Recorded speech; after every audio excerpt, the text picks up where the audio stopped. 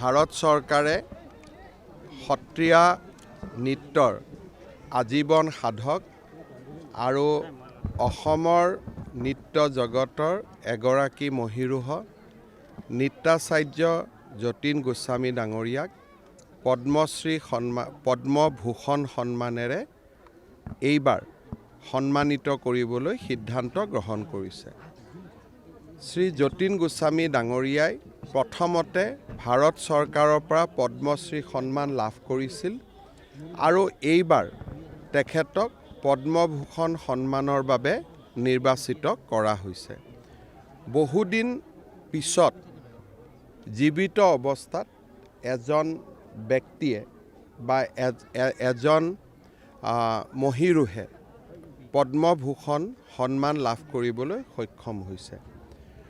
মই খুব নাম ৰিকালেক্ট কৰিব পৰা নাই যে জীৱিত অৱস্থাত শেষজন পদ্মভূষণ পোৱা অসমৰ ব্যক্তি কোন, অৰ্থাৎ যোৱা এটা দশক জীৱিত অৱস্থাত পদ্মভূষণ সন্মান অসমৰ পৰা কোনেও পোৱা নাছিল।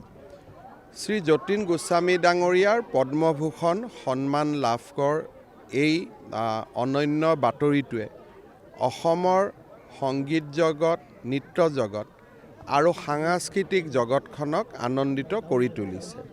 বিশেষকৈ শ্ৰী যতীন গোস্বামী ডাঙৰীয়াই পোৱা এই বঁটাই অসমৰ সত্ৰীয়া নৃত্যকো দৰাচলতে এক ৰাষ্ট্ৰীয় স্বীকৃতি প্ৰদান কৰিছে।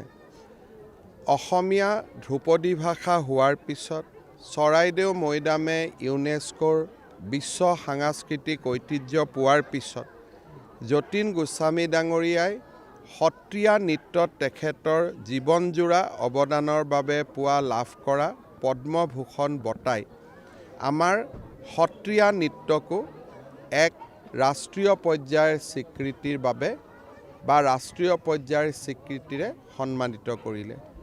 গুৰুজনাৰ আমাৰ সাংস্কৃতিক জগতলৈ উপহাৰ আছিল সত্ৰীয়া নৃত্য আৰু সেই সত্ৰীয়া নৃত্যকে যতীন গোস্বামী ডাঙৰীয়াই আন্তঃৰাষ্ট্ৰীয় পৰ্যায়লৈ লৈ যাবলৈ সক্ষম হৈছিল।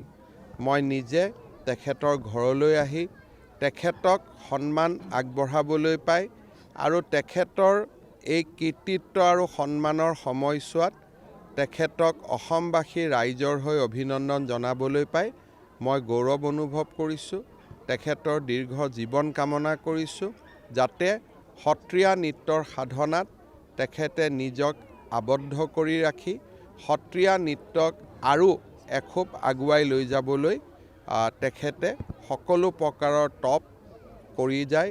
তাৰ বাবে তেখেতৰ বাবে মই পৰম পিতাৰ ওচৰত দীৰ্ঘায়ু কামনা কৰিছোঁ।